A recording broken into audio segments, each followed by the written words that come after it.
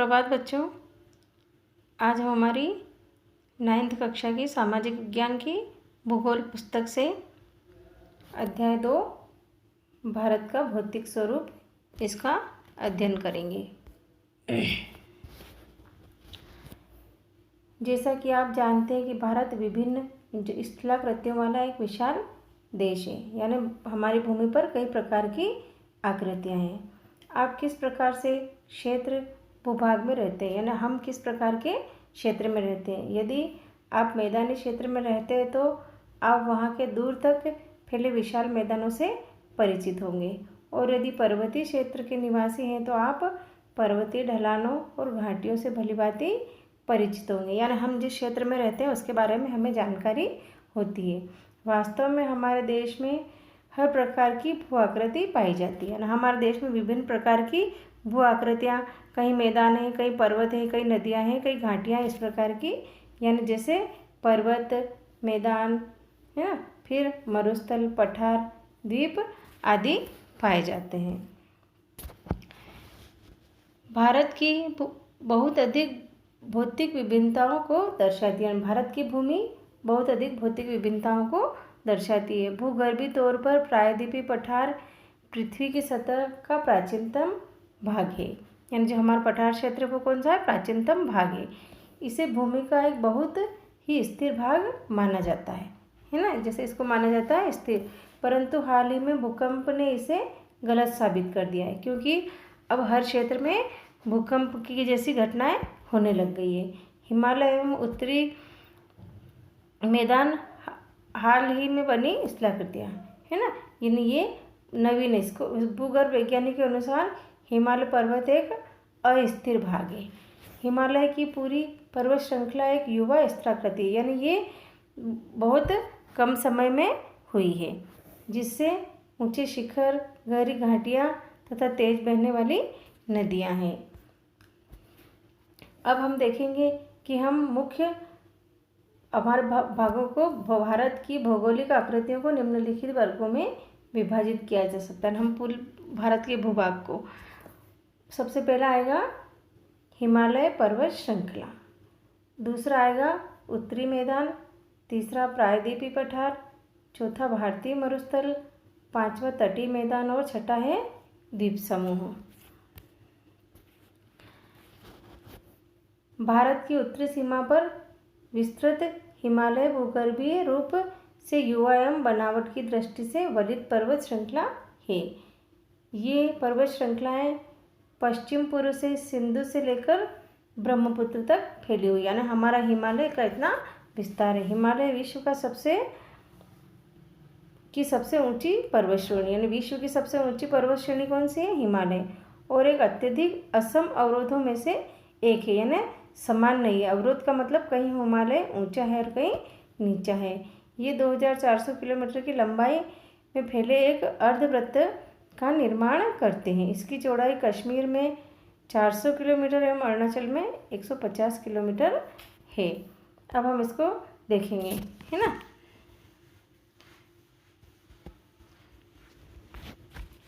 देखिए, अब इसमें अपन देखते हैं, अभी हमने पढ़ा कि कश्मीर में इसकी चौड़ाई कितनी है, तो ये वाली जो चौड़ाई तो कितनी दी हुई है, 400 किलोमीटर, है ना।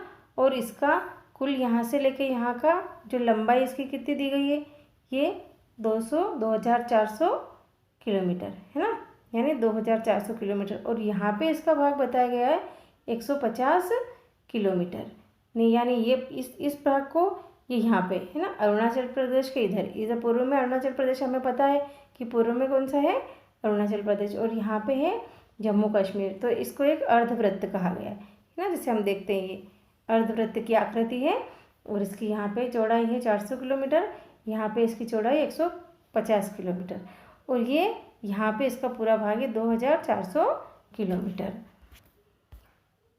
अब हिमालय के कुछ ऊंचे शिखर देखेंगे हम, तो इसमें मुख्य ऊंचे शिखर जो है माउंट एवरेस्ट, जो कौन से देश में है, नेपाल में, और इसकी है 8848 वर्ग किलोमीटर, है ना, सॉरी मीटर में, इसकी ऊंचाई मीटर में आएगी 8848 मीटर। फिर आएगा कंचनजंगा ये कहाँ है? भारत में है। तो इसकी कितनी ऊंचाई? 8,598 मीटर। फिर आएगा मकालू, ये कौन से देश में है? नेपाल में है। इसकी ऊंचाई है 8,481 मीटर। फिर धौलागिरी, ये नेपाल में है और इसकी ऊंचाई 8,172 किलोमीटर। अब दूसरा भाग आएगा उत्तरी मैदान। क्या आएगा? उत्तरी मैदान। उत्तरी मैदान 3 प्रमुख नदी प्रणालियों कौन कौन सी? सिंधु, गंगा एवं ब्रह्मपुत्र। हमारे भारत की जो सबसे बड़ी नदियां हैं नदी प्रणाली, वो उत्तरी मैदान में तथा इसकी सहायक नदियों से बना है। यानी ये मैदान किससे निर्मित हुआ है? सिंधु, गंगा, ब्रह्मपुत्र तथा इसकी सहायक नदियों से इस मैदान का निर्माण हुआ है। यह मैदान जलोढ़ मृदा से बना है ना। जलोढ़ मतलब जल की आपूर्ति होती रहती है। लाखों वर्षों से हिमालय के गिरिपाद में स्थित बहुत बड़े बेसिन द्रोणी से जलोढ़ का निक्षेप हुआ। यानी धीरे धीरे क्या? निक्षेप का मतलब जमा होना। जलोढ़ मिट्टी यानी नई मिट्टी जो हर साल नदियों से लाई जाती है और वो जमती रहती है, उसे निक्षेप कहा जाता है। जिससे इस उपजाऊ मैदान का निर्माण हुआ है। यानी धीरे धीरे मिट्टी जमती गई और वो मैदान का रूप लेती गई और उसका आकार बड़ा होता हुआ। इसका विस्तार 7 लाख वर्ग किलोमीटर क्षेत्र पर है। यानी इतना लंबा चौड़ा है ये कौन सा? उत्तर का मैदान। यह मैदान लगभग 2,400 किलोमीटर लंबा तथा एवं 240 से 320 किलोमीटर चौड़ा है। यानी इसकी लंबाई और चौड़ाई इतनी है। यह सघन जनसंख्या वाला भौगोलिक क्षेत्र है ना। सघन जनसंख्या वाला मतलब यहाँ पे जनसंख्या की आबादी बहुत ज़्यादा है। समृद्ध मृदा आवरण, पर्याप्त पानी की उपलब्धता एवं अनुकूल जलवायु के कारण कृषि की दृष्टि से भारत का अत्यधिक उत्पादक क्षेत्र है। यहाँ पे क्या क्या चीज़ें?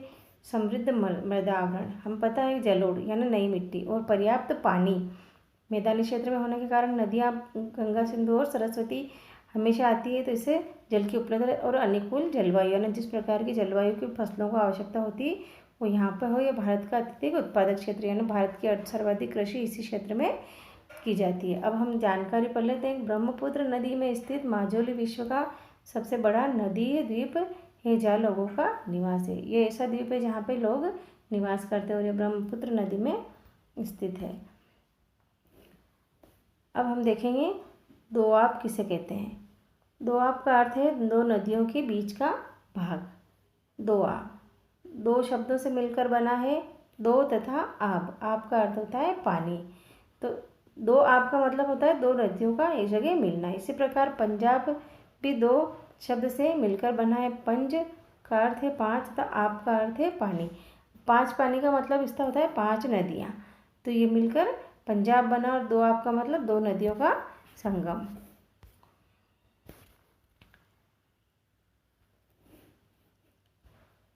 उत्तरी मैदान का विशालतम भाग पुराने जलोढ़ से बना हुआ है। वे नदियों के बाढ़ वाले मैदान के ऊपर स्थित है तथा वेदिका जैसी आकृति प्रदर्शित करती है। इस भाग को भांगर के नाम से जाना जाता है। इस क्षेत्र की मृदा में चूनेदार निक्षेप पाए जाते हैं, यानी कुछ चूने का अंश पाया जाता है। जमा हुई मिट्टी में चूने का अंश पाया जाता है, जिसे स्थानीय भाषा में कंकड़ कहते हैं। बाढ़ वाले मैदान में नए तथा युवा निक्षेप को खादर कहते हैं। ये खादर बहुत उपजाऊ होता है। इसका लगभग प्रत्येक वर्ष पुनर्निर्माण होता है। पुनर्निर्माण कैसे होता है? जैसे नदियों द्वारा लाई गई, हर साल बारिश के मौसम में नदियों द्वारा लाई गई मिट्टी से इसका निर्माण होता है, इसलिए इसको प्रत्येक वर्ष होता है, इसलिए ये उपजाऊ होते हैं। यानी प्रत्येक वर्ष मिट्टी नई आती है, इसलिए वो मिट्टी क्या होती है? उपजाऊ होती है। गहन खेती के लिए एक आदर्श है, यानी इस प्रकार की गहन खेती के लिए एक आदर्श, यानी इस मिट्टी में प्रचुर मात्रा में खनिज लवण पाए जाते हैं जो फसल के लिए आवश्यक होते हैं।